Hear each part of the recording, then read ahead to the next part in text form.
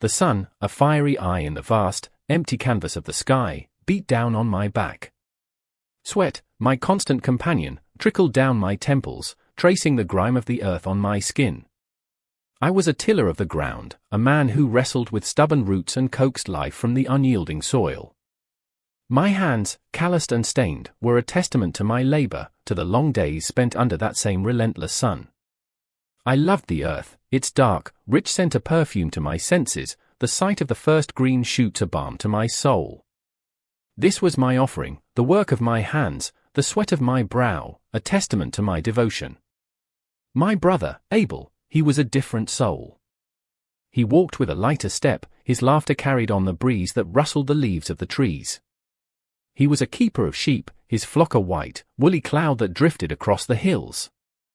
They were his companions, his life's work. He spoke to them in a low, gentle murmur, his touch a comfort to their skittish hearts. He was at ease. With the world, with himself, and with God. I remember the day we built our altars. A sense of solemn purpose filled me as I carefully selected the best of my harvest. The reddest pomegranates, their skins stretched tight over a treasure of gleaming jewels. The heaviest heads of wheat, their golden beards whispering in the wind. The sweetest figs, plump and bursting with syrupy life. This was my heart, laid bare on a stone altar, a fragrant offering to the one who gave us this world. Abel, with his quiet grace, chose the firstborn of his flock. A perfect lamb, without blemish, its fleece as white as the clouds that drifted in the heavens. There was a solemnity in his actions, a deep and abiding faith that I, in my own striving, could only envy. We lit the fires. Mine billowed, a thick, dark smoke that clung to the earth before sluggishly ascending. It felt heavy, unwilling. But Abel's fire, it danced. A pure, bright flame that leaped towards the heavens, carrying with it the sweet, roasting scent of his offering. And then, I saw it. A light. A tangible presence that seemed to descend and embrace Abel's altar, a celestial affirmation of his worthiness. My own altar stood cold and untouched. The smoke, my smoke, felt like a shroud, suffocating the very air around me. A question, sharp and jagged, tore through my heart. Why? What had I done wrong? Was my sweat not as worthy as his blood? Was the fruit of the earth, the very substance of life, somehow less than the flesh of a beast? A cold knot of anger began to form in my belly. It was a bitter, coiling thing, whispering insidious questions in the silence of my rejection. I looked at Abel, his face illuminated by the divine light, his expression one of humble gratitude. And in that moment, my love for him, a love as old as my own breath, began to curdle into a venomous jealousy. He had always been the favored one. Mother's gentle smiles, father's approving nods, they seemed to fall on him as effortlessly as the morning dew. And now, even the Almighty had turned his face towards him, leaving me in the shadows. God spoke to me then. His voice was not the thunderous clap I might have expected, but a quiet whisper in the recesses of my soul. "Why are you so angry?" He asked, his words a gentle prodding. "If you do what is right, will you not be accepted?" But his words were a balm I could not accept.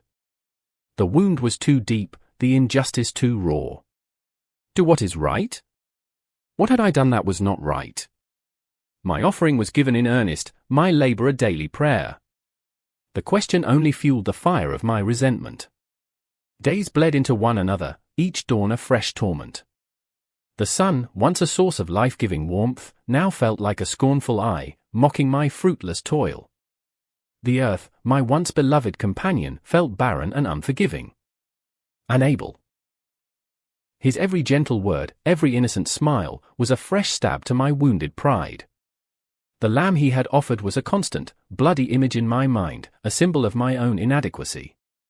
One evening, as the sky bled into hues of orange and purple, I said to him, "Let us go out to the field."